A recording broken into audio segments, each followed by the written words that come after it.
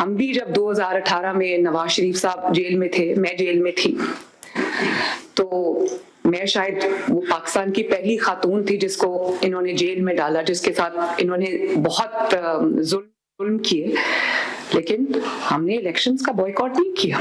हमने बदतरीन हालात में भी इलेक्शन लड़े।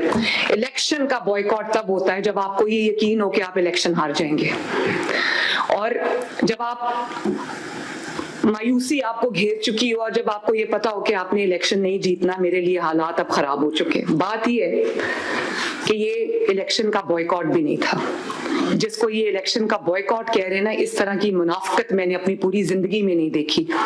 तमाम हलकों में पीटीआई के उम्मीदवार खड़े थे, उन्होंने पीटीआई के तस्वीरें लगा के, उन्होंने अपने लीडर की तस्वीरें लगा के, उन्होंने कैदी नंबर 804 के ऊपर उन्होंने इलेक्शन लड़ा और पोलिंग कैंप्स लगाए, तस्वीरें लगाई, कैंपेन्स की, नाम लेके, और जब हार गए तो कहा हमारा तो बॉयकॉट था।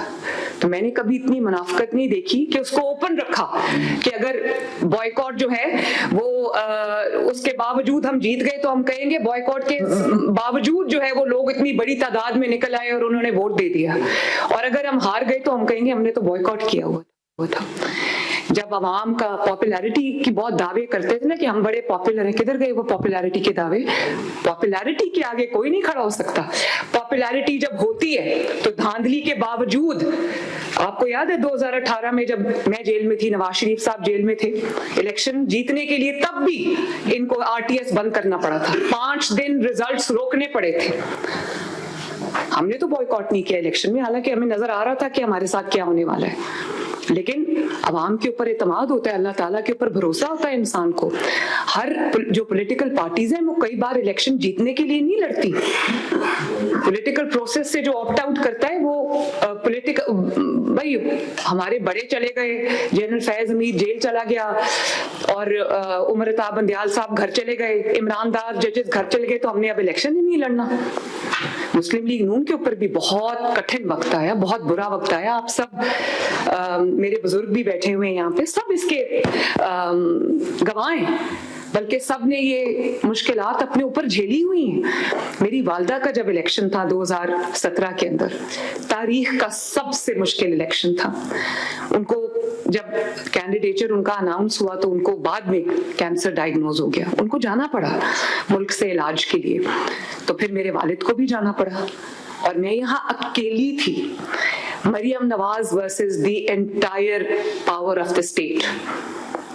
तहरीक लबैक को भी उस इलेक्शन में क्रिएट किया गया, डिफेंस पाकिस्तान काउंसिल को भी उस इलेक्शन में लाया गया। कुलसूम नवाज शरीफ वर्सेस 42 कैंडिडेट्स, और पूरी उस वक्त जनरल फैज की पूरी ताकत जो है वो पीटीआई के साथ थी, डॉक्टर यास्मीन राशिद के साथ थी। यहाँ पर वो लोग बैठे हुए हैं जिन्होंने मेरे साथ कैंपेन की। तारीख का सबसे मुश्किल इलेक्शन था और जिसमें मुझे ये पता नहीं था, ये पता था कि अवाम की ताकत हमारे साथ है, लेकिन मुझे ये पता नहीं था कि इन जो स्टेट जो अपनी मशीनरी इस्तेमाल कर रही है, स्टेट्स के सामने खड़ा होना कोई आसान काम नहीं है। लेकिन उस बदतरीन धांधली के बावजूद, जो प्री इलेक्शन धांधली थी, जो ड्यूरिंग द इलेक्शन डे धांधली थी और जो पोस्ट इलेक्शन धांधली थी, उसके बावजूद अल्लाह ताला के फजल से भले 14,000 से मुस्लिम लीग नून जीती, 14,000 से मुस्लिम लीग नून ने वो इलेक्शन जीता। मुस्लिम लीग नून हार मान के घर नहीं बैठी, ना बॉयकॉट किया कि अगर जीत गए तो कह देंगे कि बॉयकॉट किया था। उसके बावजूद अवाम इतनी थी कि निकल आई और हम इलेक्शन जीत गए, और अगर हार गए तो चुप करके घर हारे हुए शख्स की तरह कह देंगे हमने तो बॉयकॉट किया हुआ था। और हर इलेक्शन आप जीत के साथ नहीं लड़ते, जीत की उम्मीद के साथ या जीत के यकीन के साथ नहीं लड़ते। मैंने 5-6 साल सिर्फ इलेक्शन लड़ा है। मुझे अंदाजा है जब हम गिलगित बल्तिस्तान का इलेक्शन लड़ने गए थे, जब आजाद कश्मीर का इलेक्शन लड़ने गए थे, उस दिन हमें ये पता था इलेक्शन लड़ने, जब मैं जा रही थी कैंपेन चलाने, मुझे पता था, मुझे बता दिया गया था कि आपकी 2 सीटें, ये गवाह बैठे मेरे साथ। जिस सुबह मैं इस्लामाबाद में रुकी थी उस दिन एक रात, और सुबह मैंने गिलगित बल्तिस्तान जाना था, तो मुझे बता दिया गया था कि आपकी 2 सीटें। तो क्या मैंने इलेक्शन का बॉयकॉट कर दिया? मैं इसलिए भी गई, मुझे पता था ये इलेक्शन हम हार चुके, एजेके का इलेक्शन मुझे पता था हम हार चुके हैं, क्योंकि हमें हराया हुआ था वो इलेक्शन, वो रिजल्ट्स इलेक्शन से पहले ही डिसाइडेड थे। लेकिन मैं गई, जीबी भी गई, गिलगित बल्तिस्तान, आजाद कश्मीर भी गई, और मैंने लोगों को ये बता दिया, वहां जो तारीख के सबसे बड़े जलसे थे उन 2 कैंपेन्स के दौरान थे, मुस्लिम लीग नून के और शेर के जलसे। लोगों को ये बता दिया, उनके लिए रिगिंग मुश्किल बना दी, जलसे करके लोगों को इकट्ठा करके रैली करके लोगों को बता दिया कि ये मुस्लिम लीग नून का इलेक्शन था, लेकिन ये मुस्लिम लीग नून से छीना गया।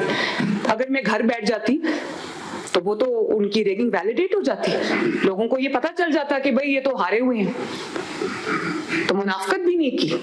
और इसी तरह आपको याद होगा जो 2000 जो डस्का का इलेक्शन था, वो कौन से सन में हुआ था? 2021 में वो इलेक्शन हुआ था। और आपको याद होगा कि वो जब धांधली होती है तो दुनिया देखती है, वो धांधली हुई, उन्होंने पूरे का पूरा प्रिजाइडिंग जो अमला था उसी को गायब कर दिया, इलेक्शन कमीशन को अगवा कर लिया उन्होंने, धुंध आ गई अचानक और पूरी रात धुंध छाई गई, सुबह 6 बजे जो है वो प्रिजाइडिंग ऑफिसर मुंह नीचे करके लाए जा रहे थे, तो वो इलेक्शन हमें हरा दिया इन्होंने। उसी दिन जो है जी फायरिंग की, अमले को पूरी रात हब्से बेजा में रखा, और अगले दिन जब मुझे पता चला कि हमें हरा दिया गया तो मैं चली गई डस्का। मैंने गिव अप नहीं किया, उनके हलक में से वो इलेक्शन निकलवाया हमने और जीता अल्हम्दुलिल्लाह। और उस वक्त ये सब एक पेज पे थे, पूरी रियासत जो थी उसकी रियासत की पूरी मशीनरी मुस्लिम लीग नून के खिलाफ थी। लेकिन जब आपको अवाम पे एतमाद हो, जब आपको पता हो कि अवाम आपके साथ है, आप कभी इलेक्शन का बॉयकॉट नहीं करते, या इलेक्शन का बॉयकॉट करने की मुनाफकत नहीं करते, या ड्रामा नहीं करते। इसी तरह आपको याद होगा वजीराबाद का जो इलेक्शन था, उसमें वो पीटीआई के लोग कंधों पे वोटिंग जो पूरे थैले थे वो उठा के भाग रहे थे, उनको पीछे से जाके पकड़ा था। तो ये इलेक्शंस इस तरह लड़े जाते हैं। धांधली हो भी तो धांधली, आप धांधली के बावजूद हार भी जाएं तो आप उनकी धांधली को एक्सपोज करते हैं। और ये क्या बात है कि पंजाब में बॉयकॉट था और खैबर पख्तूनख्वा में बॉयकॉट नहीं था? क्यों? खैबर पख्तूनख्वा में आपको यकीन था कि मशीनरी हमारी है, कि इलेक्शन कमीशन के जो अरकान हैं, जो हमारे प्रिजाइडिंग ऑफिसर्स हैं, या जो हमारे पोलिंग एजेंट्स हैं वो हमारे हैं, डीसीज हमारे हैं, कमिश्नर्स हमारे हैं, पुलिस हमारी है, तो हम जीत जाएंगे। वहां बॉयकॉट नहीं किया, सिर्फ पंजाब में बॉयकॉट किया क्योंकि पता था वहां जीत जाएंगे। अल्लाह ताला ने वहां भी इबरतनाक शिकस्तें दो चार किए। उसकी वजह ये है कि लोग तंग आ चुके हैं। ये बयानियों से लोगों के पेट नहीं भरते, बयानियों से मुल्क तरक्की नहीं करता, बयानिए के पीछे कोई परफॉर्मेंस भी होनी चाहिए।